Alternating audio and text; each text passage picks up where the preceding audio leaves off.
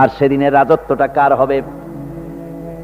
আল মুলকু ইয়াওমাইযিনিল হাক্কু লিররহমান।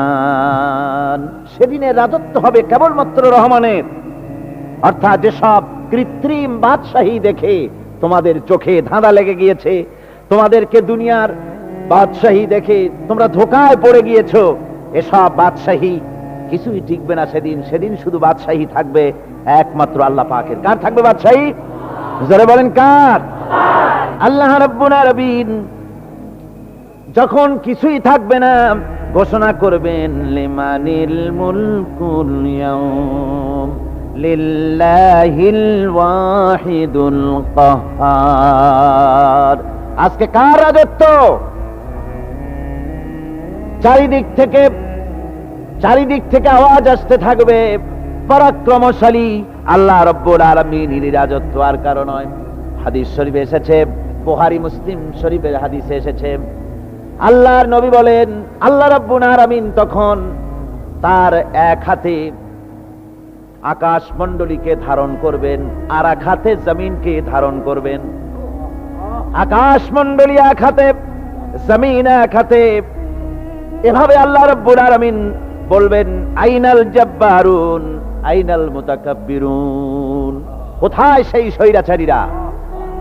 কোথায় সেই দুর্বিনীত অহংকারী স্বৈরাচার যারা আমার জমিনের উপরে, আমার মানুষের উপরে রাজত্ব চালিয়েছে? তারা আজকে কোথায়? কোথায় সেই অহংকারীরা?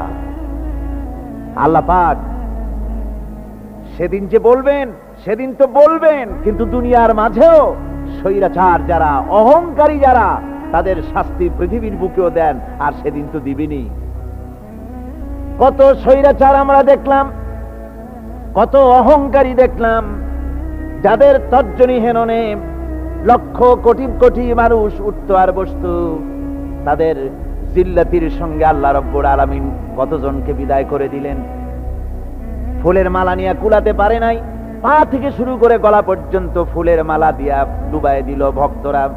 আবার আল্লাহ রাব্বুল আলামিন এমন শাস্তি দিলেন, ফুলের মালার পরিবর্তে জুতার মালা নিয়ে জেলের মধ্যে ঢুকাইয়া দিলেন। ঠিক কিনা গণ? অহংকারী আর স্বৈরাচার যারা হয়, আল্লাহ পাক এভাবে তাদের দৃষ্টান্ত দেখিয়ে দেন। আমরা কত দেখলাম, 9 বছরের রাজা 10 বছরের সাজা। পৃথিবীর বুকে যারা অহংকার করে, যারা স্বৈরাচার হয়, আল্লাহর আইনকে যারা বৃদ্ধঙ্গুষ্টি প্রদর্শন করে, আল্লাহ পাক তাদের জমিনেও দেখান। এখানে চূড়ান্ত ফয়সালা আল্লাহ করেন না, আসল ফয়সালার জায়গা তো আছেই, তবে এখানে নমুনা দেখায় দেন।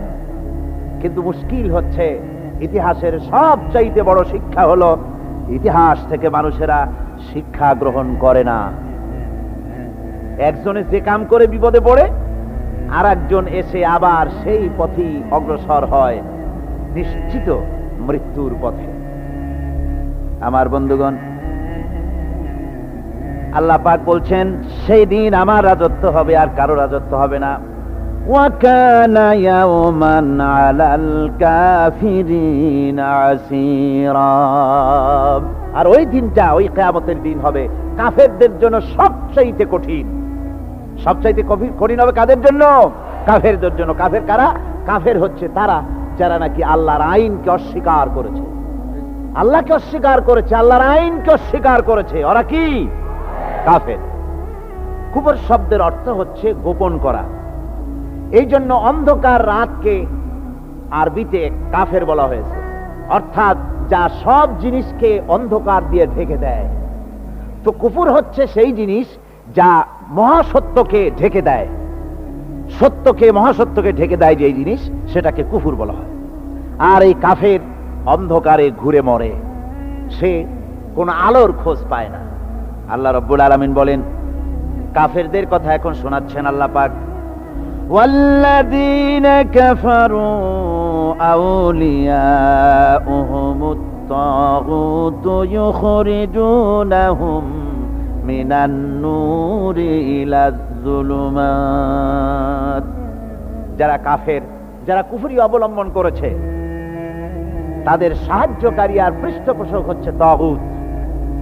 তাগুত বলা হয় সেই শক্তিকে যে শক্তি শুধু নিজেই আল্লাহর আইন অমান্য করে বসে থাকে না, বরং অন্যদেরকে আল্লাহর আইন অমান্য করতে বাধ্য করে, ওদেরকে আরবিতে কি বলা হয়?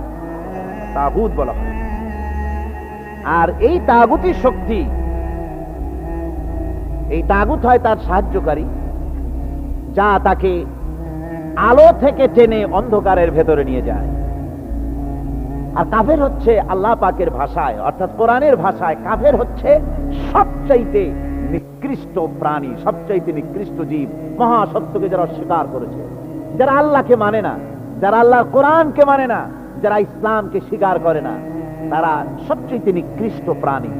আল্লাহ রাব্বুল আলামিন বলেন, ইন্না শাররাদ দাওয়াবি ইনদাল্লাহিল্লাযীনা কাফারু ফাহুম লা ইউমিনুন।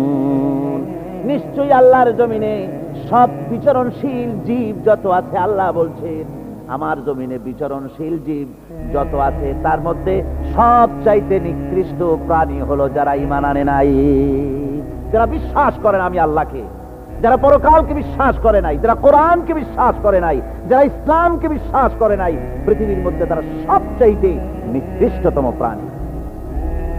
আল্লাহ বলেন শুধু নিকৃষ্ট জনক নিকৃষ্ট প্রাণী বললেই সারে না, এরা হলো চতুষ্পদ জানোয়ারের মতো।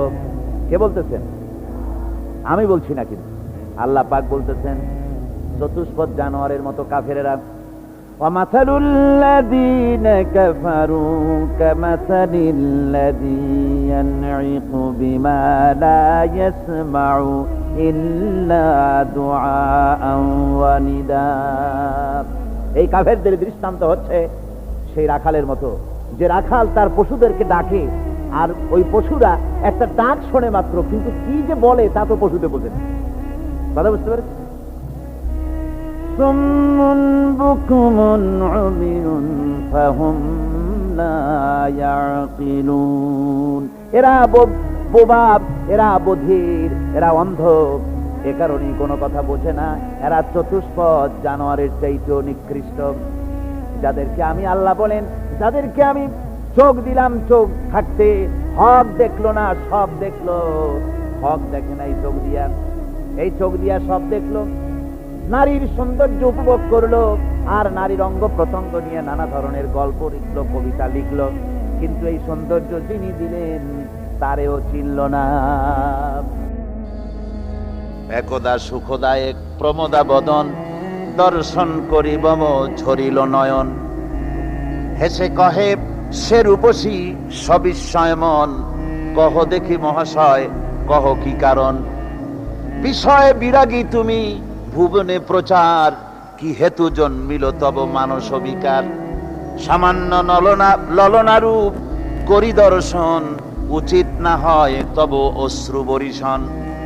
বুজুর্গ ব্যক্তি ওই মহিলার দিকে তাকিয়ে তাকিয়ে কাঁদতেছেন। সুন্দরী মহিলা বলেন, আল্লাহর বুজুর্গ বান্দা, আপনি এলাকার ভিতরে বুজুর্গ এবং পীর হিসাবে, বুজুর্গ ব্যক্তি হিসাবে আপনি বিখ্যাত।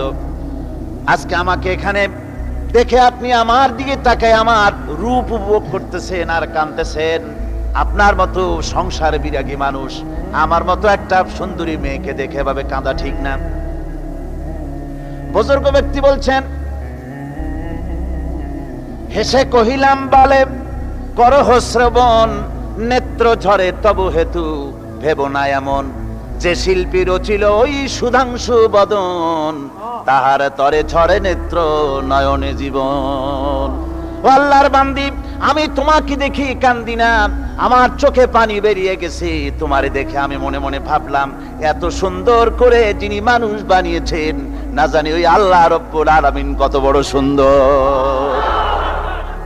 আমার ভাইরা, সুতরাং চোখ থাকতে ওরা আল্লাহ রাব্বুল আলামিনের কুদরত ওরা দেখে নাই, কান থাকতে কোরআনের আওয়াজ ওদের কানের মধ্যে ঢোকে নাই, বিবেক থাকতে আল্লাহর দ্বীনকে বুঝতে পারে নাই, চিন্তা করতে পারে নাই।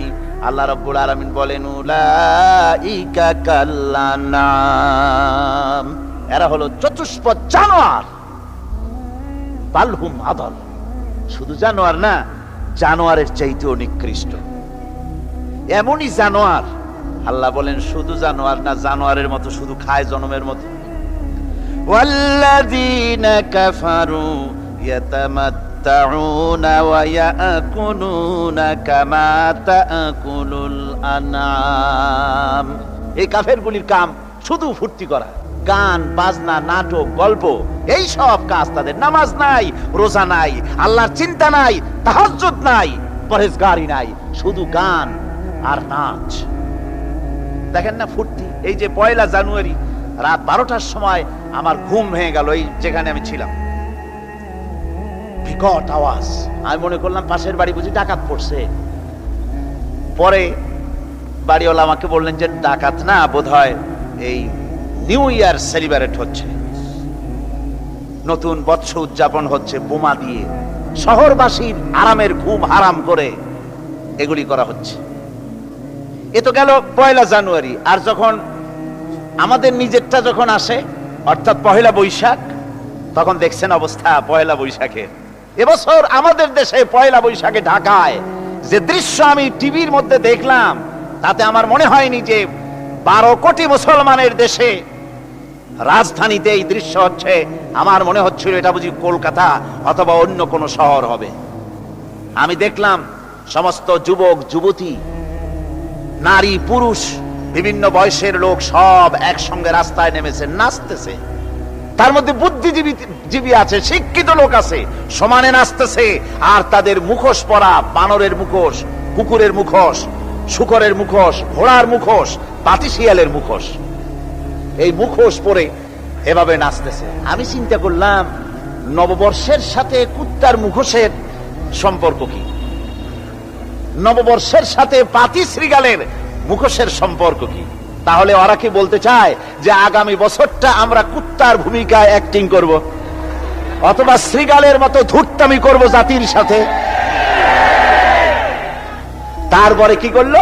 সকাল বেলায় যুবক যুবতী 1 বৈশাখ সূর্য উদয়ের আগে রমনা লেকের পাড়ি গিয়ে সব দাঁড়িয়েছে বাসন্তী রঙের শাড়ি পরে। তারপরে সেখানে দাঁড়িয়ে সূর্য উদয়ের পানে তাকিয়ে সকাল বেলায় ভাবে করজোর করে বলছে, এসো হে নববৈশাখ স্বাগতম হে। নববৈশাখ অলক্ষে বোধহয় এটা শুনে বলতেছে, বাবাজিরা আমারে ডাকতেছো, অপেক্ষা করো, আমি আসতেছি। আমারে ডাকতেছো, আমি আসতেছি, কোমরে গামছা বেঁধে আসতেছি, 225 মাইল স্পিডে আসতেছি, 30 ফুট উঁচু জলোচ্ছ্বাস নিয়ে আসতেছি, নববৈশাখের মজা সাত চাকায়। আমার ভাইরা, মুসলমান নববর্ষ উদযাপনের সাথে মুসলমানের কিসের সম্পর্ক? মুসলমান যদি এই দিন উদযাপনই করে, তাহলে তাকে করতে হবে ফজরের নামাজ পড়বে। মুসলমান নববর্ষ উদযাপন করবে, ফজরের নামাজ পড়বে, তারপরে কোরআন শরীফ তেলাওয়াত করবে, দরুদ শরীফ পড়বে, আল্লাহর দরবারে হাত তুলে বলবে, রব্বুনা রাব্বিন, 1 বছর পার করে দিলাম, নাফরমানি ছাড়া কিছুই তো করি নাই, বিগত বছরে যা করেছি মাফ করে দাও, আগামী বছরটা গোটা জাতি আর দেশের জন্য কল্যাণকর মঙ্গলময় করে দাও। এটাই তো বলা উচিত ছিল নাকি? বলে তা না করে, তা না বলে, বৈশাখের পরিচালককে না ডেকে সরাসরি বৈশাখকে আহ্বান করা হয়েছে। আর বৈশাখ আহ্বান করার মজা জনমের মতো দেখাই দিয়েছে। আল্লাহ রাব্বুল আলামিন তাই বলেন, কাফেররা তাদের কাজ হলো শুধু খাওয়া, তারা এমন খাওয়া খায়, জনমের মতো খায়। ইয়াকুলুনা কামা তাকুলুল আনআম, জানোয়ারে যেমন খায় ওই রকম খায়। তার মানে খায়, একটু বিসমিল্লাহ কয় না, খায়া যখন ছেড়ে দেয় তখন আলহামদুলিল্লাহ বলে না, বাহাত দিয়ে খায়, আবার বাহাত দিয়ে খায়। ডাব একটা কাটলো, বিসমিল্লাহ নাই, খাইলো, 2-4 ঢোক খাইয়া পুরা ডাবটারে ফেলাই দিল। ডাবটা কি তোমার বাজান তৈরি করছিল নাকি? একটু বিসমিল্লাহ বললা না, একটু শুকরিয়া আদায় করলা না। আমি গত এই যে ডিসেম্বর গেল, ডিসেম্বরের 16 তারিখ আমেরিকা থেকে এসেছি। ওখানে দেখলাম তারা প্রতি নভেম্বর মাসের শেষ বৃহস্পতিবার থ্যাঙ্কস গিভিং ডে অবজার্ভ করে। তা আমি জিজ্ঞেস করলাম, থ্যাঙ্কস গিভিং ডে জিনিসটা কি? ওরা বলল এটা হচ্ছে এই যে গড আমাদেরকে সারা বছর ভালো খাওয়াইছেন, আমাদেরকে ভালোভাবে পড়াইছেন, সুন্দর রেখেছেন, এই জন্য আমরা গডকে থ্যাঙ্কস দেই নভেম্বরের এই শেষ দিনটিতে। সারা বছরের ভালো খাইছি, ভালো থাকছি, এই জন্য গভর্নমেন্টকে মানে গডকে থ্যাঙ্কস দিলাম। আমি আমার আলোচনায় সেখানে বললাম যে দেখেন, রাশিয়ার সাথে আমেরিকার পার্থক্য তো এখানে, ওরা গডকে অস্বীকারই করেছে, গডই মানে না। আর এরা গডের নামাজ রোজা বা ইবাদত কিছু করুক আর না করুক, গডের অন্তত একটা ধন্যবাদ দেয়। ওরা ওদের ডলারে লিখেছে ইন গড উই ট্রাস্ট, প্রত্যেকটা ডলারে লেখা আমরা গডে বিশ্বাস করি। তো শুকর আদায় করলে তো আল্লাহ বাড়িয়ে দিবেন। আল্লাহ রাব্বুল আলামিনের সুন্নাত হলো শুকর যদি কেউ আদায় করে আল্লাহ বাড়িয়ে দেন।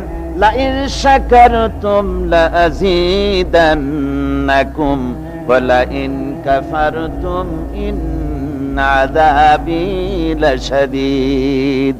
আমার নিয়ামতের শুকর যদি আদায় করো আমি বাড়ায় দেব, আর যদি নিয়ামতের শুকর আদায় না করো তাহলে মস্ত বড় শাস্তি তোমাদের জন্য রেখেছি। তো আমেরিকা শুকর আদায় করে নিজেরা খাইয়া, কিন্তু ওদের জমিন হলো বিশাল জমিন। আমি কয়েকবার গিয়েছি এবং বহু স্টেট সফর করেছি। ওদের জমিন এত ফার্টাইল, জমিনে যদি রীতিমতো তারা ফসল ফলাতো, এই ফসল সারা দুনিয়ার দরিদ্র ভূমুক্ষ জনতাকে খাওয়াইয়া বাঁচাইতে পারত, কিন্তু ওরা তা করে না। ওরা করে কি? ওরা মুনাফার হার, বাজার দর ঠিক রাখার জন্য নির্দিষ্ট পরিমাণ জমিনে ফসল ফলায়, কিন্তু জমিন এতই উর্বর ওদের মেজারমেন্ট করা, মাপ করা, হিসাব করা ফসল হয় না, ফসল হয় বেশি। তখন বাড়তি ফসলকে তারা প্রতি বছর লক্ষ লক্ষ টন আলু আর গমকে তারা সমুদ্রে নিক্ষেপ করে। তাদের আলু এবং গম সেই সময় তারা নিক্ষেপ করে সমুদ্রে যখন ইথিওপিয়া, সুদানে মানুষ না খেয়ে মরছে, পৃথিবীর বিভিন্ন দেশে মানুষ ক্ষুধার যন্ত্রণায় যখন চিৎকার করছে আর তাদের এই চিৎকারে আকাশ বাতাস ভারী হয়ে যাচ্ছে, তখন ওরা এই কামটি করছে। তাই আমি ওই প্রথম দিন বলেছিলাম যে রাশিয়া যেমন খান খান হয়েছে, অস্তিত্ব বিলুপ্ত হয়েছে আল্লাহর সাথে নাফরমানি করার কারণে। আপনারা বলতে পারেন কমিউনিজম কি একটা সহজ ব্যাপার?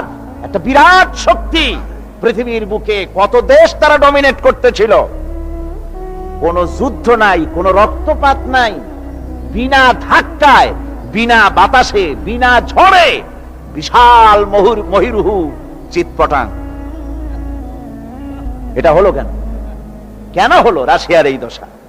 আমি লালদিঘির ময়দানে বলে গেছিলাম, আমি চিন্তা করে যেটা পাইছি সেটা হচ্ছে এই দুনিয়ার সমস্ত মতবাদ আল্লাহকে কোনো না কোনো প্রকারে স্বীকার করে। তার কথা মানুক আর না মানুক, আছে একটা কিছু, এতটুকুন বলে যে আল্লাহ আছেন বা গড আছে বা একটা কিছু আছে। কমিউনিজম, সমাজতন্ত্র হলো পৃথিবীর একমাত্র নিকৃষ্ট মতবাদ, যে মতবাদ সরাসরি আল্লাহকে অস্বীকার করেছে, বলেছে আল্লাহ নাই, দেয়ার ইজ নো গড। তারা ধর্মকে আফিম বলেছে, আল্লাহ পাক তাই কোন যুদ্ধ ছাড়া, কোন মারামারি ছাড়া, কোন রক্তপাত ছাড়া এই বিশাল শক্তিকে ফুৎকারে উড়িয়ে দিলেন, তুলার মতো হয়ে, গোটা রাশিয়া তুলার মতো হয়ে, পেঁজা তুলা, ধোনা তুলার মতো হয়ে সব উড়ে চলে গিয়েছে, অস্তিত্ব বিলুপ্ত হয়ে গিয়েছে। কিন্তু আমাদের দেশের খুচরা কমিউনিস্টরা এখনো স্বপ্ন দেখে। ওই যে কালকে বলেছি, তারা বলে কলমের খোসা এটা এখনো নষ্ট করা যাবে না, এটা এখনো চালু করা হবে, এখনো চীনে আছে, এখনো কিউবায় আছে। ওই কিউবা থেকে, চীন থেকে ফিদেল কাস্ট্রোর একটু আওয়াজ শোনে, চীন থেকে মিস্টার ব্যাং না কি জানি নাম, ব্যাং, এর আওয়াজ শোনে আর তাই মনে করে এ বুঝি সমাজতন্ত্রের বিজয়ের গান। না, চীন থেকে আর কিউবা থেকে যে আওয়াজ আজকে উঠতেছে, এই আওয়াজ সমাজতন্ত্রের বিজয়ের আওয়াজ নয়, এটা হলো সমাজতন্ত্রের মরণ যন্ত্রণার গোঙানির আওয়াজ। কাজেই এরা দুনিয়ার বুকে শুধু আনন্দ এবং ফুর্তি করে, আল্লাহর হককে, আল্লাহকে চিনতে তারা ব্যর্থ হয়েছে। আল্লাহ রাব্বুল আলামিন বলেন, অবিশ্বাসীদের কৃতকর্ম, তাদের কাজগুলি, তাদের কর্মফল সব নিষ্ফল হয়ে যাবে। ওয়াল্লাযীনা কাফারু আমালুহুম কাসারাবিন বিকিআতিন ইয়াহসাবুহুল যামআনু মা। আল্লাহ পাক বলেন, কাফের যারা, অবিশ্বাসী যারা, যারা আমাকে অস্বীকার করেছে, অবিশ্বাস করেছে, তাদের আমলগুলি হলো মরুভূমির মধ্যে মরীচিকার মতো। মরুভূমির মরীচিকা, মানুষ যখন মরুভূমির ভিতর দিয়ে যায়, পানির পিপাসা লাগে, দূরে দেখে পানি চিকচিক করতেছে, আর ওই মরীচিকা যেটাকে সে পানি মনে করেছিল, হাত্তা ইযা জাআহু লাম ইয়াজিদহু শাইআ, যেটাকে সে পানি মনে করে ছুটতেছিল, যখন কাছে গেল আল্লাহ পাক বলেন কিছুই সেখানে পায় না, শুধু মরীচিকা, বালু আর বালু। এরকম করে যারা আমার দিনকে অস্বীকার করেছে, আমাকে অস্বীকার করেছে, তারা যত ভালো কাজ করুক আর যাই করুক না কেন, তাদের কৃত কর্মগুলি এভাবে সব নিষ্ফল। এ হলো এক কথা। 2 নম্বরের কথা হলো, ওরা মনে করেছিল সমাজতন্ত্র শান্তি দেবে, কমিউনিজম শান্তি দেবে, সোশ্যালিজম শান্তি দেবে, ক্যাপিটালিজম শান্তি দেবে। এই শান্তির চিন্তা করে অগণিত মানুষকে হত্যা করে সমাজতন্ত্রের রাজত্ব যখন কায়েম করলো, 70 বছরও চলে গেল, তারপরে তারা দেখলো হাত্তা ইযা জাআহু লাম ইয়াজিদহু শাইআ, কিচ্ছুই পেল না। তারা ক্ষুধার যন্ত্রণায় মরলো, কাপড় নাই, খাবার নাই। তারা ওই রাশিয়া থেকে, চেকোস্লোভাকিয়া থেকে, যুগোস্লাভিয়া দিয়া, রোমানিয়া থেকে, হাঙ্গেরি এবং পোল্যান্ড আর মঙ্গোলিয়া থেকে সেখানে সমাজতন্ত্র তাড়াতে আমরা যাই নাই। আমরা সেখানে সমাজতন্ত্রের বিরুদ্ধে তাফসীর করি নাই, ব্যাখ্যা করি নাই, বক্তব্য রাখি নাই। ওই সব দেশ থেকে সমাজতন্ত্র তাড়াইছে কে? তারা তাড়িয়েছে? না না, ওরা নিজেরাই, সেই দেশের জনগণই এটাকে উৎখাত করেছে তাদের জমিন থেকে। আল্লাহ পাক বলছেন, যারা আমার দিনকে, আমার বিধানকে যারা অস্বীকার করবে, তারা এই অস্বীকারী অবস্থায় যদি মৌত হয়, আমার সমাজতন্ত্রী কোনো ভাই যদি এ মাহফিলে থাকেন, কমিউনিস্ট কোনো ভাই যদি এ মাহফিলে থাকেন, তাহলে শুনুন আল্লাহ কি বলতেছেন।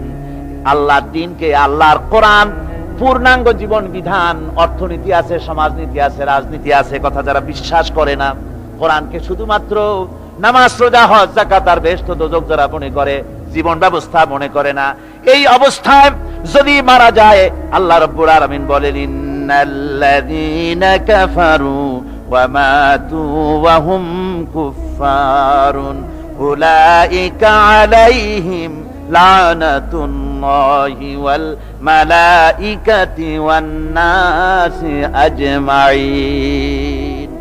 আল্লাহ রাব্বুল আলামিন বলেন, আমাকে অস্বীকার করার অবস্থায়, আমার দিনকে, বিধানকে অস্বীকার করার অবস্থায় যদি মৌত হয়ে যায়, তাহলে আল্লাহ, ফেরেশতা এবং तमाम পৃথিবীবাসীর অভিসম্পদ তার উপরে হতে থাকে, লানত হতে থাকে। খালিদিনা ফিহা আয়ুখাফফাফু আনহুমুল আযাবু ওয়ালা হুম ইউনজারুন। এই অভিসম্পদ অবস্থায় তারা সব সময় লিপ্ত থাকবে, না তাদের আযাবকে কমায় দেওয়া হবে, আর না তাদের কোন রকম অবকাশ দেওয়া হবে। এখন আরো মজবুত কথা আসতেছে, ওয়ায়াউমা ইয়া'দ্দুয যালিমু আলা ইয়াদাইহি ইয়াকুলু ইয়া লাইতানি ইত্তাখাযতু মা'আর রাসূলি সাবিলা। সেদিন জালেমেরা নিজেদের হাত কামড়াতে থাকবে। কোন দিন? বুঝেন না কথা? কোন দিন? কিয়ামতের দিন। কিয়ামতের দিন জালেমেরা নিজেদের হাত কামড়াতে থাকবে আর বলবে, ইয়া লাইতানি ইত্তাখাযতু মা'আর রাসূলি সাবিলা। আমার আল্লাহর দিন কি যারা বুঝতে পারেন না, বরং বিরোধিতা করেন যারা, তাদেরকে বিশেষভাবে বলি, সকলকে বলছি, তাদেরকে বিশেষভাবে বলতেছি। আল্লাহ পাক বলেন, কিয়ামতের দিন যারা এই অবস্থায়, কিয়ামত হবে, কিয়ামতে যারা উঠবে, তারা নিজেদের হাত কামড়াতে থাকবে। জালেম বলা হয়েছে তাদেরকে, যারা আল্লাহর দিনকে মানে নাই, দিনকে অস্বীকার করেছে, ওরাই জালিম। এরা কিয়ামতের দিন নিজের হাত কামড়ে আর বলবে, ইয়া লাইতানি, হায় রে, আমি যদি রাসূলের সঙ্গী হতাম, রাসূলের আইন কানুন যদি মেনে নিতাম, যদি আমি রাসূলের কথা মানতাম, যদি আমি রাসূলের সঙ্গী হতাম, যদি রাসূলের পথ ধরতাম। ইয়া ওয়াইলাতা লাইতানি লাম আত্তাখিয ফুলানান খালিলা। হায় দুর্ভাগ্য, হায় আমার ভাগ্য, যদি আমি অমুককে বন্ধু বলে গ্রহণ না করতাম। আমার যুবক ছেলেরা, স্কুল কলেজগামী ইউনিভার্সিটিগামী ছাত্ররা, খুব ভালো করে শোনো আল্লাহ পাক কি বলছেন। কিয়ামতের দিন বলতে থাকবে, হায় রে, যদি আমি যদি অমুককে বন্ধু বলে গ্রহণ না করতাম কতই না ভালো হতো। অমুকরে বন্ধু বলে গ্রহণ করেছিলাম, সে করলোটা কি? লাকাদ আযাল্লানি আনিয যিকরি বা'দা ইয জাআনি ওয়া কানা আশ-শাইতানু লিল ইনসানি খাযুলা। এই তো আমাকে প্ররোচিত করেছিল, সেই নসিহত আমাকে মানতে দেয়নি যা আমার কাছে এসেছিল। আমি যে কথাগুলো শুনলাম, কোরআনের কথা, হাদিসের কথা, রাসূলের কথা, এই বন্ধুটা এই আমাকে ফিরায় রাখছে, বলছে যে না, এগুলি মৌলবাদীদের কথা, এগুলো শোনো কি, কোরআনের কথা, এগুলি কি মানবে, এই জাতীয় কথা বলে আমাকে ফিরায় রেখেছে। এই জন্য আল্লাহর বিধান হচ্ছে, আল্লাহর বিধান অনুযায়ী রাসূলের অনুসরণ যারা করেছে তাদের সঙ্গে বন্ধুত্ব হওয়া দরকার। অসৎ চরিত্রের বন্ধু হিসাবে কাউকে গ্রহণ করলে পরে পরকালে জাহান্নামে যাওয়া ছাড়া পথ থাকবে না। অসৎ বন্ধুদের সঙ্গে চলাফেরা করার কারণে যারা দ্বীনকে অস্বীকার করেছে, দ্বীন বোঝে নাই, কিয়ামতের দিন যখন জাহান্নামে যাবে, জাহান্নামের ভেতরে এক ফাঁকে শয়তানের সঙ্গে দেখা হয়ে যাবে। কার সাথে দেখা হবে? মিস্টার ইবলিস।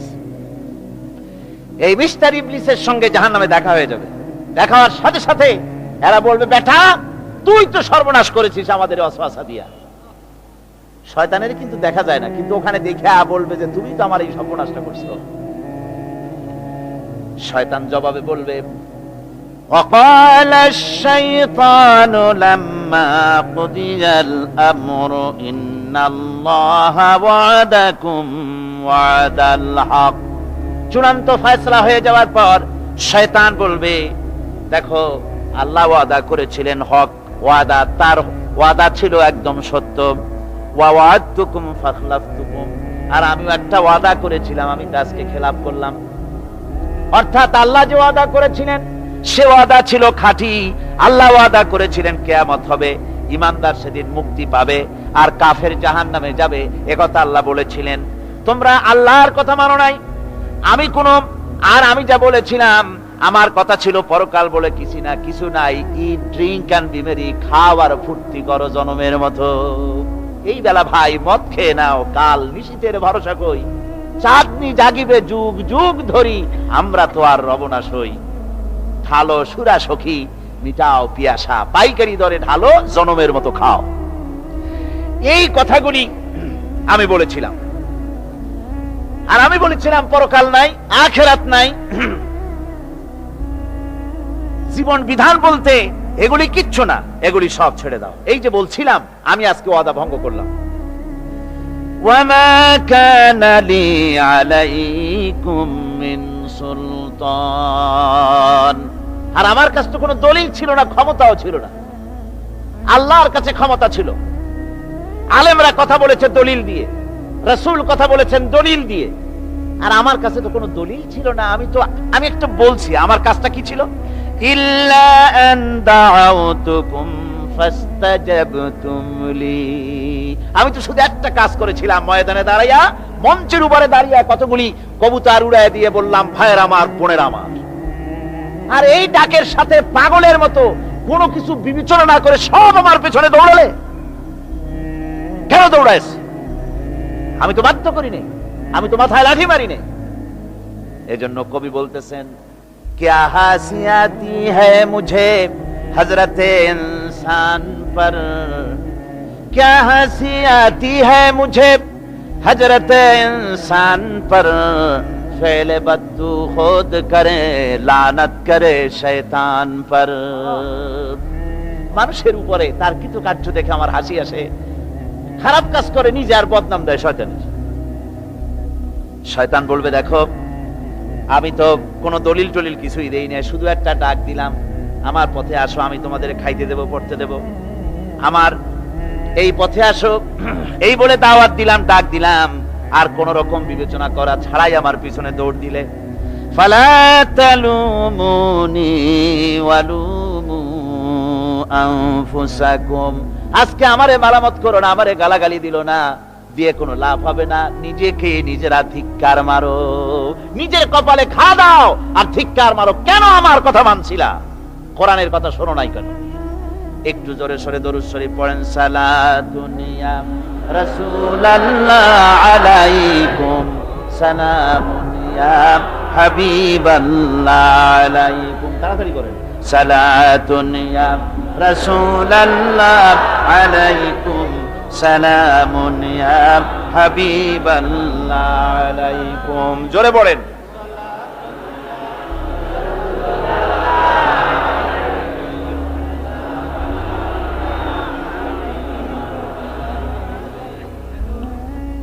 শয়তান তখন বলবে, দেখো এখন আমারে গালাগালি দিয়ে কোনো লাভ নাই, এখন তোমাদের অবস্থাও যা, আমার অবস্থাও তাই। এরপরে জাহান্নামে নেতাদের সাথে অনুসারীদের দেখা হয়ে যাবে। প্রথম দেখা হইলো কার সাথে? জোরে কোন, কার সাথে দেখা হইলো? এবার দেখা হবে নেতাদের সাথে। ভালো করে শোনেন, নেতারা যদি থাকেন মাহফিলে, নেতারাও শোনেন, আর অনুসারীরা যারা আছেন তারাও শুনুন। আল্লাহ রাব্বুল আলামিন বলেন, وقال الضعفاء للذين استكبروا إنا كنا لكم تبعا। জাহান্নামের ভিতরে নেতাদের সঙ্গে দেখা হয়ে যাবে। তখন অনুসারীরা বলবে, ও আমার নেতারা, তোমার অনুসরণ করেছিলাম, ইন্না কুন্না লাকুম তাবান, আমরা তো তোমার অনুসারী ছিলাম, যা বলছো তাই শুনেছি। তুমি বলেছো অমুকের বাড়ি আগুন লাগাও, আগুন লাগাইছি। তুমি বলেছো পোস্টার লাগাও, সারা রাত পোস্টার লাগাইছি। তুমি বলেছো বোমা মারো, স্কুল কলেজ ইউনিভার্সিটিতে সমানে বোমা মারিয়া মিনি ক্যান্টনমেন্ট বানায় দিছি, বড় যুদ্ধক্ষেত্র বানায় দিছি, যা কইছো তাই শুনছি। আজকে এই যে জাহান্নামে আসলাম, ফাহাল আনতুম মুগনুনা আন্না মিন আযাবিল্লাহি মিন শাই। ও নেতা, আজকে কি আল্লাহর আযাব থেকে একটু শাস্তিও কি তুমি কমায় দিতে পারো? তোমার কথা মতোই তো চলছি, তোমার কথা শুনেই তো আজকে জাহান্নামে আসলাম। আমার বন্ধুগণ, নেতা তখন বলবে, ক্বালু লাউ হাদানাল্লাহু লাহাদাইনাকুম সাওয়াউন আলাইনা আজাসিনা আম সাবারনা মা লানা মিন মাহিস। নেতা বলবে, দেখো, নেতারা বলবে, আমি যদি হেদায়েত প্রাপ্ত হতাম আল্লাহর কাছ থেকে, তাহলে তোমাদেরকেও অবশ্যই হেদায়েত করতে পারতাম। আমরা নিজেরাই গোমরাহ ছিলাম, কাজী তোমরাও গোমরাহ হয়েছো। আজকে সবর ইখতিয়ার করো আর আমাদেরকে গালাগালি করো, আর যাই কিছু করো না কেন, আজ তার কোনো উপায় নাই। এই জন্য আমি, যারাই রাজনীতি করেন, যারাই ছাত্র আন্দোলন করেন, সকলকেই বলছি, এই দুনিয়ার জীবনে বন্ধু এবং নেতা নির্বাচনে যদি ভুল করে বসেন, তাহলে কিয়ামতের দিন চরম মূল্য দিতে হবে। কি দিতে হবে? চরম মূল্য দিতে হবে কিয়ামতের মাঠে, যদি নেতা নির্বাচন করতে গিয়ে কোন রকম ভুল করে বসেন। কিয়ামতে যেদিন মানুষের সমস্ত কিছু উন্মোচিত হয়ে যাবে, রহস্যের পর্দা যখন সব সরে যাবে, নিজেদের কৃতকর্ম যখন দেখতে পাবে, তখন তারা নিজেদের অপরাধের মূলে দায়ী ব্যক্তিদেরকে পেয়ে যাবে সামনে, আল্লাহর দরবারে অভিযোগ করবে এই দায়ী ব্যক্তিদের। ওয়াকালু রব্বানা ইন্না আতানা সাদাতানা ওয়া কুবারানা ফাআদাল্লুনাস সাবিলা। তারা ফরিয়াদ করে বলবে, অনুসারীরা ফরিয়াদ করে বলবে, আয় আল্লাহ, আমরা দুনিয়ায় আমাদের এই সমাজপতি আর এই নেতাদের অনুসরণ করেছিলাম, অনুসরণ করে এদের পেছনে আমরা চলেছি, আর এই সমাজপতি আর এই নেতারাই আমাদেরকে তোমার রাস্তা থেকে দূরে সরায় রেখেছে। আমার যে সমস্ত নেতৃবৃন্দ এখানে আছেন ভালো করে শুনুন, যারা ইসলামী আন্দোলনকে যারা বিশ্বাস করেন না, পছন্দ করেন না, আর যে সব অনুসারীরা আছেন ইসলামী আন্দোলন পছন্দ হয় না, তারাও ভালো করে শুনেন, আল্লাহর কালামের কথা কাজে লাগবে। অনুসারীরা আল্লাহর দরবারে ফরিয়াদ করবে, রব্বুল আলামিন এরাই আমাদেরকে গোমরাহ করেছে, তোমার রাস্তা থেকে আমাদেরকে সরাই দিয়েছে। হে আমাদের রব, রব্বানা আতিহিম দিফাইন মিনাল আযাবি ওয়ালআনহুম লানান কাবীরা। আয় আল্লাহ, আমাদের যে শাস্তি হবে তার থেকে ডাবল আযাব এই নেতাগুলির দাও, আর তোমার কঠিন লানত এদের উপরে করো। এরা আমাদেরকে গোমরাহ করেছে, তোমার রাস্তায় চলতে দেয় নাই। এরা মাঠে ময়দানে বক্তৃতা করেছে, আমরা মিটিং এর আয়োজন করেছি, আসরে রক্ত চলে যায়, মাগরিবে রক্ত চলে যায়, নেতা একবারের জন্য বলে নাই আজান দাও আমরা সবাই নামাজ পড়ি, বলে? জোরে বলেন, বলে? ও অনুসারী ভাইরা ভালো করে শোনো, ওই নেতা নামাজের জন্য বলে না, চরিত্র তৈরি করার জন্য বলে না, মা বাপের খেদমতের জন্য বলে না, বরং হাতে অস্ত্র তুলে দেয় শিক্ষকদের জনমের মতো শিখাইবার জন্য। সমস্ত কলেজ ইউনিভার্সিটি গুলি সব এখন মিনি ক্যান্টনমেন্ট। ইউনিভার্সিটি সহ প্রায় 180টার মতো শিক্ষাঙ্গন, শিক্ষা প্রতিষ্ঠান সন্ত্রাসের কারণে বন্ধ। একটা একটা করে একটু একটু খুলতেছে, সব সন্ত্রাসের কারণে। আর এই সন্ত্রাস কারা করছে? কারা অস্ত্র দিতেছে? ছেলেরা, তোমরা বুঝতে পারো নাই, তোমাদের হাতে কলম শোভা পায়, তোমাদের হাতে বই শোভা পায়, তোমাদের হাতের কলম তুলে নিয়ে হাতে যারা স্ট্যান্ড গান তুলে দেয়, তারা তোমাদের বন্ধু নয়, নেতা নয়, বরং তারা তোমাদের জীবনের দুশ্মন। এগুলি কি ধরে গান? জীবনের দুশ্মন। ঢাকা বিশ্ববিদ্যালয়, অনেকে গর্ব করে বলেন এটা হলো প্রাচ্যের অক্সফোর্ড। হতে পারে, ছিল একসময়। এখন সেই প্রাচ্যের অক্সফোর্ড এখন হয়েছে ছোট্ট একটি ক্যান্টনমেন্ট। ওই ইউনিভার্সিটির সামনে দিয়া লোকেরা যাতায়াত করতো, আগে আনন্দে বুক ফুলে উঠতো, আমার শ্রেষ্ঠ বিদ্যাপীঠ, এখানেই আমার লেখাপড়া হয়, কত ছেলে এখান থেকে প্রেসিডেন্ট হয়, প্রধানমন্ত্রী হয়, কত কিছু হয়। আর এখন ওই ইউনিভার্সিটির সামনে দিয়ে যাওয়ার সময় মানুষ যখন যায়, যদি রিকশায় থাকে, রিকশা ড্রাইভারকে বলে বাবা জোরে চালা, বকশিস দেব। আর যদি পায়ে হাঁটে তো দ্রুত গতিতে দৌড় মারে, আর আয়াতুল কুরসি পড়ে বোতাম খুলে জোরে জোরে বুকে ফু মারে, আর বলে যে আল্লাহ এই ছাত্রদের সঙ্গে যেন দেখা না হয়। আমার ভাইজান আল্লামা হযরত মাওলানা সৈয়দ কামালউদ্দিন জাফরি মাদ্দাজিল্লাহুল আলী আমাকে বলছিলেন যে আসলে কোরআনের আয়াত দিয়ে আমাকে বলছিলেন যে ঢাকা বিশ্ববিদ্যালয় এর চতুর্দিকে একটা বড় প্রাচীর তৈরি করা উচিত, যেমন ইয়াজুজ মাজুজের জন্য প্রাচীর তৈরি করা হয়েছিল। সেই জাতি প্রান্তর তো প্রান্তর, শ্রাবণের খরস্রোতাপ উত্তাল তরঙ্গমালা নদীর উপর থেকে ঘোড়া তাবড়িয়ে আমি নদীর অপর পারে ইসলামের পতাকা উড্ডীন করেছি, আমি সেই মুসলমান। সুতরাং আল্লাহ রাব্বুল আলামিন বলেন, ইয়া আইয়ুহাল্লাযীনা আমানু ইন তানসুরুল্লাহা ইয়ানসুরকুম। ও বিশ্বাসীরা, তোমরা যদি আল্লাহর মদদ করো, আল্লাহ তোমাদের মদদ করবেন। তোমরা আল্লাহর সাহায্য করো, আল্লাহ তোমাদের সাহায্য করবে। আল্লাহর কি সাহায্য করবেন আপনারা? আল্লাহর ধান কম হয়েছে না চাউল কম হয়েছে? কি সাহায্য করবেন? আল্লাহর সাহায্য মানে ইসলামের সাহায্য। আপনি যদি ইসলামের সাহায্য করেন, আল্লাহ রাব্বুল আলামিন আপনাকে সাহায্য করবেন। আর সাহায্য এমন ভাবে করবেন, ইতিহাসে বহু কথা আছে, আমি সংক্ষেপ করে দিচ্ছি। বদরের প্রান্তরে মাত্র কয়জন মুসলমান, আল্লাহ পাক তাদেরকে কিভাবে জিতালেন। আল্লাহ পাকের ওই কবি বলতেছেন, ফেজায়ে বদরে পয়দা কুন ফেরেশতে তেরি নুসরত কো উতার सकते গর্দু সে কতর অন্দর কতর আভি। বদরের প্রান্তরে মুসলমানদের ঈমান ছিল, ওই ঈমান যদি তোমরা আনতে পারো, তাহলে আমি আল্লাহ রাব্বুল আলামিন কাতারে কাতারে ফেরেশতা তোমাদের জন্য অবতীর্ণ করে দিতে পারি। যেরকম সুবহানাল্লাহ। وقال الذين كفروا لولا نزل عليه القرآن جملة واحدة كذلك لنثبت به فؤادك ورتلناه ترتيلا। শেষ হয়ে আসছে। আল্লাহ পাক বলছেন যে কাফেরেরা তারা বলে যে এই ব্যক্তির উপরে কোরআন 100টা সবটা নাজিল হইল না কেন? সবগুলি কোরআন একসাথে নাজিল হইল না কেন 30 পারা পুরাটা? এই যে একটু একটু করে নাজিল হয়, এইটা কি?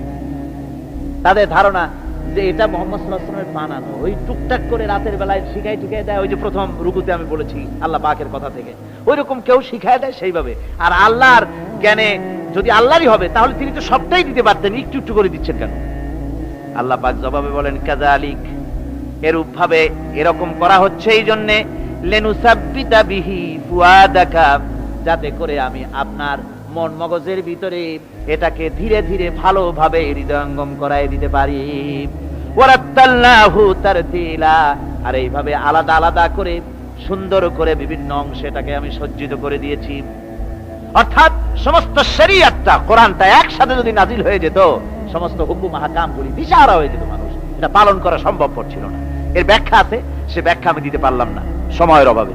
ওয়ালা ইয়াতুনাকা বিমাসালিন ইল্লা জিনাকা বিল হক ওয়া আহসানা তাফসীরা।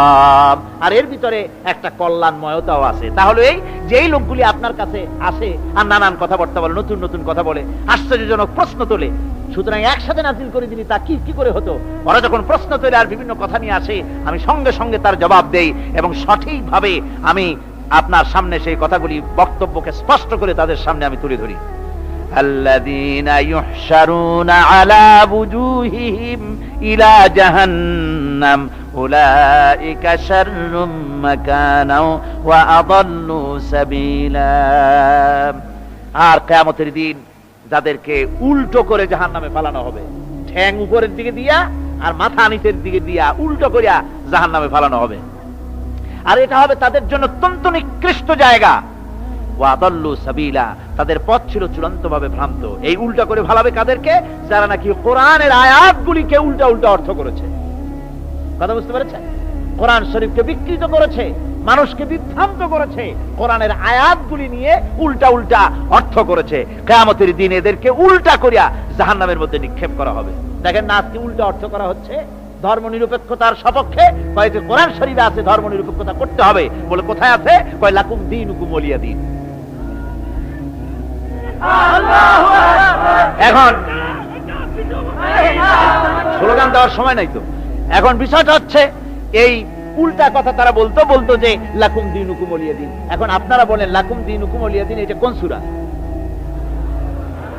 সূরা কাফিরুন। এখানে কি?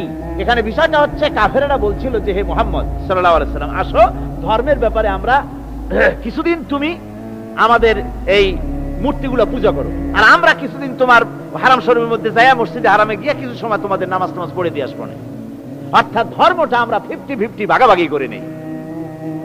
আল্লাহ রাব্বুল আলামিন তার জবাবে বললেন, নবী ওদের শোনায় দেন, লাকুম দীনুকুম ওয়ালিয়া দীন। পড়েন সবাই, লাকুম দীনুকুম ওয়ালিয়া দীন। তোমাদের ধর্ম তোমাদের জন্য, আমাদের ধর্ম আমাদের জন্য। এটা তো পক্ষের কথা। এখানে নিরপেক্ষ আছে নাকি কোথাও? নিরপেক্ষ আছে? এখানে নিরপেক্ষর কথা নাই। কিন্তু মানুষেরা বোঝে না কোথাকার কোন মেয়ে লোক একটা কি ফতোয়া দিল, পাগলের মতো মানুষ সেইটা মানতে দৌড়ায়। জোরে কর নাউযুবিল্লাহ, আরো জোরে কর না নাউযুবিল্লাহ। ধর্ম নিরপেক্ষ মতবাদ পৃথিবীর এক নিকৃষ্ট মতবাদ। সমাজতন্ত্র যেমন বিদায় হয়েছে, ধর্ম নিরপেক্ষ বিদায় হবে টুডে অর টুমরো। আমার ভাইরা, ধর্ম নিরপেক্ষ মতবাদ কোন মানুষের মতবাদ নয়। মুসলমান তো দূরের কথা, কোন মানুষের মতবাদ এটা নয়। মানুষ একমাত্র নাস্তিক ধর্ম নিরপেক্ষ হতে পারে। মানুষ কেমনে ধর্ম নিরপেক্ষ হবে? যারা হিন্দু তাকে ধর্মের পক্ষেই থাকতে হবে নাকি? হিন্দু যে সেই ধর্মের কোন দিকে থাকবে? পক্ষে। মুসলমান ধর্মের কোন দিকে? খ্রিস্টান ধর্মের কোন দিকে? ধর্মের ব্যাপারে নিরপেক্ষতার মানে কি? নিরপেক্ষ হলো মাঝখানের পথ। আপনি রাস্তা দিয়ে যান, Chittagong to Dhaka highway, motorway, এই মোটরওয়ে দিয়ে যাওয়ার সময় হয় লেফটিস্ট হন, না হয় রাইটিস্ট হন, হয় ডান দিক দিয়ে যান, না হয় বাম দিক দিয়ে যান। আপনি যদি কোন যে আমি বামপন্থীও না, আমি ডানপন্থীও না, আমি নিরপেক্ষ, মাঝখানে দাঁড়ায় থাকবো। ঢাকা চট্টগ্রামের রাস্তার মাঝখানে যদি দাঁড়ায় থাকেন, তাহলে আপনার এই নিরপেক্ষতার স্বাদ মিটাইয়ে দেবে ট্রাক বাবাজি। এক ধাক্কা মারিয়া রাস্তার সাথে জনমের মতো ধর্ম নিরপেক্ষতার স্বাদ মিটাইয়ে দেবে। অনুরূপ ভাবে ইসলাম ভালো লাগে, ইসলামের পক্ষে আসেন। ইসলাম ভালো না লাগে বাড়েই যান। হিন্দু ধর্ম ভালো লাগে, থাকেন হিন্দু ধর্মে। পছন্দ না হয় চলে যান। ধর্মের হয় পক্ষে আসেন, না হয় বিপক্ষে চলে যান। ধর্মের ব্যাপারে নিরপেক্ষ হয়ে দাঁড়ায় থাকবেন রাস্তার মাঝখানের মতো, শয়তানে এক লাথি মেরে জাহান্নামে ফেলে দেবে। সুতরাং ধর্ম নিরপেক্ষ মতবাদ কোন মানুষের মতবাদ নয়। এর দ্বারা মানুষের ধর্মের নিরাপত্তা দেওয়া যায় না। যায়? যদি তা যেত তাহলে ভারতে দিতে পারত না। বাংলাদেশের ধর্ম নিরপেক্ষতাবাদের ওস্তাদ কারা? ভারত। ওই ভারতের থেকেই এখানে আমদানি হয়েছে তাদের মহব্বতের লোকেদের মাধ্যমে, ঠিক কিনা? সুতরাং ধর্ম নিরপেক্ষ মতবাদ যে দেশ থেকে আসছে, সে দেশে কি ধর্ম নিরপেক্ষতাবাদ দিয়ে সে দেশের জনগণ, বিভিন্ন ধর্মের লোকেরা শান্তিতে আছে? জোরে বলেন, আছে? নাই। হরিজনেরা নানান নির্যাতনের মধ্যে আছে, মুসলমান সংখ্যালঘুরা চরম নির্যাতনে আছে, ঠিক কিনা? কর চরম নির্যাতনে মুসলমানদেরকে হত্যা করা হচ্ছে, মুসলমান মারা হচ্ছে, মুসলমানদের মসজিদকে ধ্বংস করা হচ্ছে। এ পর্যন্ত 500-এর উপরে মসজিদকে তারা মন্দির বানাইছে, বাবরি মসজিদকে তারা রামের জন্মস্থান বানাইছে, আবার শুনতে পাচ্ছি দিল্লি শাহী মসজিদকে তারা কৃষ্ণের জন্মস্থান বানায় ছাড়বে। এই হলো ধর্ম নিরপেক্ষ মতবাদ। আমার বন্ধুগণ, কই আমরা তো আমাদের দেশের একটা মন্দিরও আজ পর্যন্ত মসজিদ বানাই নাই। বানাইছি নাকি? বলেন, বানাইছি? একটা মন্দির মসজিদ বানানো হয়েছে কোন নমুনা আছে? তার কারণ কি? তার কারণ আমরা মুসলমান, ধর্ম নিরপেক্ষ মতবাদে বিশ্বাস করি না, মানি না। আমরা মুসলমান, তাই আমার দেশে পরধর্মের লোকেরা সবচাইতে আরামে আছে, শান্তিতে আছে, ঠিক কিনা? ধরে বলেন, ঠিক কিনা? ওরা বলে কোরআন শরীফ আছে ধর্ম নিরপেক্ষতাবাদ, এর দলিল আছে। কি দলিল আছে? আরো একটা তো লাকুম দিনুকুম ওয়ালিয়া দিন দিয়ে ফেলাইছেন, আর একটা কি? আর একটা আছে লা ইকরাহা ফিদ্দীন, এটা বলে বুখারী শরীফে আছে। লা ইকরাহা ফিদ্দীন অর্থাৎ দিনের ব্যাপারে কোনো বাড়াবাড়ি নাই। এই দিনের ব্যাপারে বাড়াবাড়ি নাই, এই কথাটা আপনার অমুসলমানদের জন্য, অর্থাৎ কোন অমুসলমানকে ভয় দেখাইয়া, প্রলোভন দেখাইয়া, পয়সা দিয়া কোন ক্রমে বাধ্য করে তাদেরকে ইসলাম কবুল করানো যাবে না। এটা হলো লা ইকরাহা ফিদ্দীন। এর দ্বারা ধর্ম নিরপেক্ষতার দলিল কোথায় পেলেন? এর দ্বারা তো ধর্ম নিরপেক্ষতার দলিল হয় না। মুসলমান যে ব্যক্তি, তাকে ধর্ম মানতেই হবে। আপনি কথা বলতে পারবেন না ধর্ম আমার নিজের ব্যাপার, ইচ্ছা মানবো না হয় না মানবো। এই কি কয়, নামাজ ইচ্ছা পড়বো না হয় না পড়বো, পর্দা ইচ্ছা করবো না হয় না করবো। বাবাজি, এটা মামু বাড়ির বারান্দা না যে আপনি সবরি গলা চাপাবেন সেখানে বসে। মুসলমান যখন হয়েছেন, নামাজ পড়তেই হবে, পর্দা করতেই হবে, দিন প্রতিষ্ঠা করতেই হবে। ধর্ম নিরপেক্ষ মতবাদ কোন মুসলমান কবুল করতে পারে না। এ ব্যাপারে সতর্ক হতে হবে আপনাদেরকে। যারা এই ধর্ম নিরপেক্ষতাবাদের উল্টা উল্টা কোরআনের অর্থ করে, আল্লাহ বলেন কিয়ামতের দিন উল্টা করে জাহান্নামে ফেলায় দেব। কিভাবে ফেলাইবে আল্লাহ? আল্লাহ রাব্বুল আলামিন বলছেন, ইউহশারুনা আলা বুজুহিহিম ইলা জাহান্নাম। কোরআনে কারীমকে যারা উল্টা অর্থ করে, আয়াত নিয়ে নিজেদের স্বার্থে ব্যবহার করে, মাথা নিচের দিকে দিয়া, ঠ্যাং উপরের দিকে দিয়া জাহান্নামে ভালায় দেব। সেই জাহান্নামে কিয়ামতের দিন তাদেরকে থাকতে হবে, এবং সেটা হবে তাদের জন্য কঠিন জায়গা। আর তারা আসলেই চূড়ান্ত ভাবে বিভ্রান্ত। আলা বিকামালিহি কাসাবাত দুজা বিজামালিহি হাসুনাত জামিউ খাসালিহি সাল্লু আলাইহি ওয়া আলিহি। মুনাজাতের জন্য বসুন, সবাই বসুন। বালাগাল উলা বিকামালিহি কাসাবাত দুজা বিজামালিহি হাসুনাত জামিউ খাসালিহি সাল্লু আলাইহি ওয়া আলিহি। আজকে এক সুখবর আছে আপনাদের জন্য। আজকে একজন মহিলা সহ 4 জন, মোট 5 জন অমুসলিম ইসলাম কবুল করতে এসেছেন। আপনারা বসেন, আমি 4 জনকে দাঁড় করাবো। মোট 5 জন, তো কথা বলবেন না। মোট 5 জন। একজন মহিলা পর্দার আড়ালে থেকে তিনি মুসলমান হবেন, আর বাকি 4 জন পুরুষকে আমি দাঁড় করিয়ে আপনাদেরকে দেখাবো। আপনারা নিজেরা দাঁড়াবেন না, সবাই বসেন। এনাদের পরিচয় আমি দিচ্ছি। একজনের নাম হচ্ছে উত্তম কুমার দাস, বাড়ি হচ্ছে সেনবাগ, নোয়াখালী। বর্তমান সে নিজের নাম পছন্দ করেছে ওমর ফারুক। আরেকজন নাম হচ্ছে রমণী দে, পিতার নাম হচ্ছে ক্ষীরত কুমার দে, বাড়ি মহেশখালী, চন্দনপুর, বেলগাঁও। বর্তমান নাম কি তো লেখেন নেই। ও, বর্তমান নাম পছন্দ করেছে মোহাম্মদ আব্দুল্লাহ।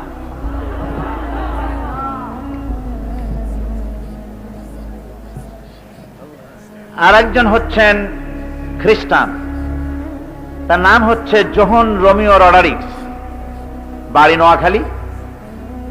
বর্তমান নাম তিনি পছন্দ করেছেন মোহাম্মদ আজিজুল হক। আর একজন পূর্বের নাম হচ্ছে পান্নালাল রায়, বখতারহাট সন্দ্বীপ। বর্তমান নাম পছন্দ করেছেন ওমর ফারুক। আর মহিলা যিনি, তার পুরাতন নাম রীতা চাকমা, পিতা শুভ বিহারী চাকমা, রাঙ্গামাটি। বর্তমান নাম তিনি পছন্দ করেছেন সেলিনা আক্তার। যিনি যে মহিলা ইসলাম কবুল করবেন, তিনি আমাদের সাথে সাথে এখানে আমরা যা পড়ব এটা আপনি উচ্চারণ করবেন আমাদের সাথে সাথে। মহিলা ক্যাম্পে তিনি আছেন, ওখানে বসে আপনি উচ্চারণ করবেন। আর আপনারা দাঁড়ান।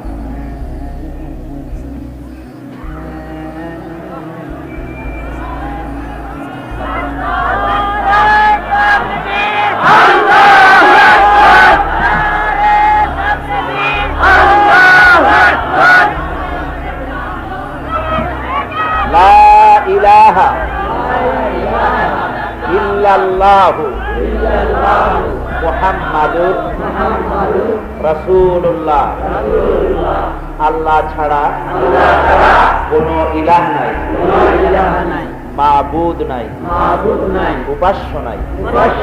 মুহাম্মদ সাল্লাল্লাহু আলাইহি ওয়াসাল্লাম আল্লাহর প্রেরিত রাসূল। আশহাদু আল্লা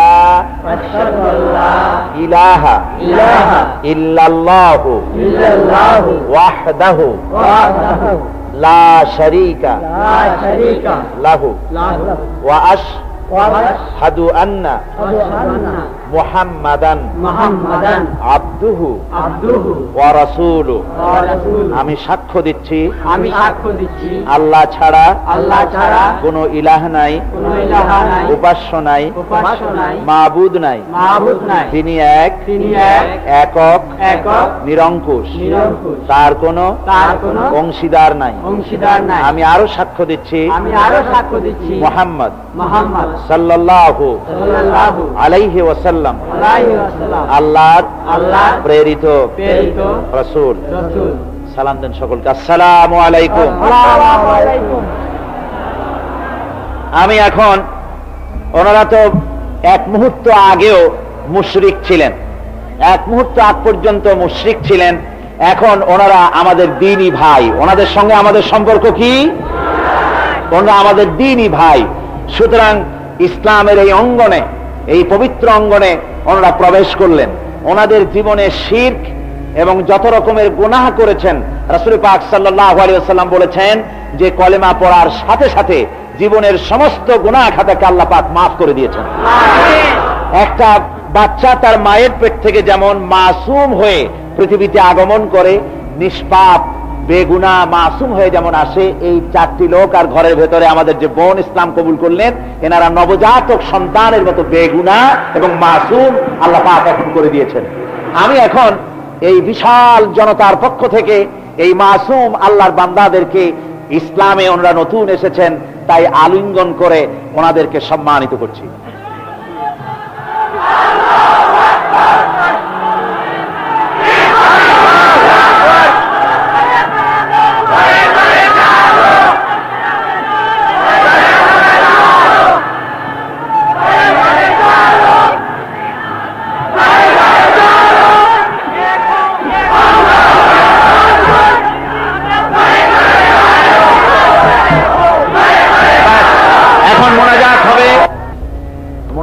মোনাজাতের পর এশার আজান হবে বা জামাত নামাজ পড়ে যাবেন। এই মাহফিল আর কদিন আছে? আর মাত্র একদিন। দেখতে দেখতে কত দ্রুত দিনগুলি পার হয়ে গেল, আর একদিনই মাত্র আছে। এবং আগামীকাল হচ্ছে সেই কাঙ্ক্ষিত বাঞ্ছিত আখিরি মোনাজাত। 5 দিন ব্যাপী কোরআনে কারীমের তাফসীরের মাহফিলের মোনাজাত বিশেষ বৈশিষ্ট্যের দাবি রাখে। আল্লাহর কাছে আমরা আল্লাহর দরবারে, রহমানুর রহিমের দরবারে ধন্না দেব, তার রহমতের কাঙ্গাল হয়ে আমরা হাত তুলব। দেশের জন্য, দেশের জনগণের জন্য শান্তি, সমৃদ্ধি, স্বাধীনতা ইত্যাদির হেফাজতের জন্য আল্লাহর কাছে আমরা প্রাণ ভরে কাঁদব। সেজন্য আপনারা আগামীকালের মাহফিলে দলে দলে মিছিল করে চতুর্দিক থেকে আসরের মধ্যেই এ মাঠে আপনারা চলে আসবেন, আর আপনাদের বন্ধু বান্ধব নিয়ে আসবেন। মহিলাদের জন্য সুন্দর বসার ব্যবস্থা আছে। এ 4 দিনে আমি মেয়েদের ব্যাপারে কথা বলতে পারি নাই, যদিও যা বলেছি সব পুরুষ মহিলা সকলের জন্য সমান। মা বোনদের জন্য আগামীকাল বিশেষভাবে কথা বলা হবে, এবং আরো অত্যন্ত জরুরি গুরুত্বপূর্ণ কিছু কথা আছে যা আগামীকাল তাফসীরের শেষে আমি আলোচনা করব ইনশাআল্লাহ। আমিন। ربنا ظلمنا أنفسنا وإن لم تغفر لنا وترحمنا لنكونن من الخاسرين ربنا لا تزغ قلوبنا بعد إذ هديتنا وهب لنا من لدنك رحمة إنك أنت الوهاب رب العالمين। এই ঠান্ডাকে উপেক্ষা করে তোমার লক্ষ লক্ষ জনতা কষ্ট করে এখানে বসে দীর্ঘক্ষণ আজকে তোমার কালাম শুনেছে, কোরআনে পাক শুনেছে। হায় আল্লাহ রাব্বুল আলামিন, মেহেরবানি করে আমাদের সকলকে আহলে কোরআন বানায়া দাও, আমাদের সকলকে কোরআন সহি করে তেলাওয়াতের তৌফিক দাও, কোরআনকে বোঝার তৌফিক দাও, কোরআন আমল করার তৌফিক দাও। যখন মরে যাব কোরআন শুনতে শুনতে মরার তৌফিক দাও। যখন কবরে চলে যাব কোরআনের নূর দিয়া অন্ধকার কবরকে আলোকিত করে দিও আল্লাহ। কিয়ামতে কোরআনের ছায়া আমাদের নসিব করে দিও, কোরআনের সুপারিশ কিয়ামতের ময়দানে আমাদের নসিব করে দিও রব্বুল আলামিন। কোরআন যার মাধ্যমে পেলাম সেই বিশ্ব নবী সরওয়ারে কায়নাত রাহমাতুল লিল আলামিন, তার দরবারে এই মাহফিলের সালাম তুমি পৌঁছায়া দাও রব্বুল আলামিন। আমরা যারা মা বাপ হারাইছি, আমাদের মধ্য থেকে মা বাপ যাদের কবর হয়ে গেছে, দয়া করে তাদের কবরগুলিকে জান্নাতের টুকরা বানায়া দাও রব্বুল আলামিন। এই মাহফিলের কর্তৃপক্ষ প্রতি বছর কোরআনের খেদমত করে, কোন বছর তাদেরকে তুমি ঋণগ্রস্ত রাখনি। এবারও যেন এই কঠিন বাজারে, দ্রব্য মূল্যের বাজারে যেন তারা মাকরুজ না থাকে, ঋণগ্রস্ত না থাকে। তোমার বান্দাদেরকে দিল বড় করে সাহায্য দেওয়ার তৌফিক দিয়ে দিও আল্লাহ রব্বুল আলামিন। আজকে যে ভাইরা শিরক থেকে মুক্ত হয়ে তাওহীদের আশ্রয় গ্রহণ করলো, আমাদের এক বোন আর 4 ভাই ইসলাম কবুল করলেন, আল্লাহ তুমি দয়া করে মেহেরবানি করে বাকি জীবনটা দ্বীনের উপরে চলার তৌফিক দান করে দিও। ইসলাম কবুল করার জন্য যদি কোনো বিপদ মুসিবত তাদের জন্য আসে, তুমি তাদের সাহারা হয়ে যেও আল্লাহ রব্বুল আলামিন। আগামীকাল এ মাহফিলের শেষ দিন, রব্বুল আলামিন তোমার এই কোরআনের মাহফিলের ইজ্জত তুমি রক্ষা করো, এর আজমত বাড়িয়ে দিও, এর সম্মান বাড়িয়ে দিও। লোকেদেরকে পঙ্গপালের মতো চতুর্দিক থেকে মানুষের উত্তাল ঢেউ এই মাঠে যেন কালকে উপচে পড়ে, সকলকে আসার তৌফিক দিও। কোরআনের মাহফিলে যেন আখিরি মোনাজাতে আমরা প্রাণ ভরে তোমার দরবারে কাঁদতে পারি, তুমি তৌফিক দান করে দিও রব্বুল আলামিন। তুমি মেহেরবানি করে আমাদের মোনাজাত কবুল করে নিও। রব্বানা তাকাব্বাল মিন্না ইন্নাকা আনতাস সামিউল আলিম ওয়া তুব আলাইনা ইন্নাকা আনতাত তাওয়াবুর রহিম। সুবহান রাব্বিকা রাব্বিল ইজ্জাতি আম্মা ইয়াসিফুন ওয়া সালামুন আলাল মুরসালিন ওয়ালহামদুলিল্লাহি রাব্বিল আলামিন। বিহাক্কি লা ইলাহা ইল্লাল্লাহু মুহাম্মাদুর রাসূলুল্লাহ। আসসালামু আলাইকুম ওয়া রাহমাতুল্লাহ।